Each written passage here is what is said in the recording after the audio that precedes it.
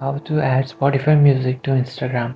So if you want to add Spotify music to Instagram, first of all you have to open up your Spotify application. After opening your Snapchat application, choose a song which you want to add on your Instagram. After choosing a song which you want to add on your Instagram, simply play that song and then enlarge the icon which is on the bottom. After enlarging that icon, you will find a share icon which is on the bottom right corner.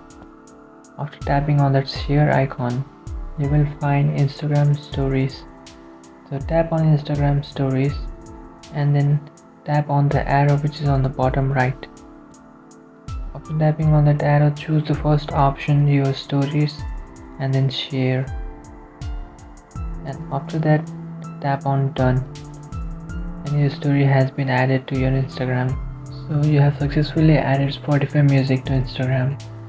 So if you have any doubts, feel free to comment below. Thanks for watching.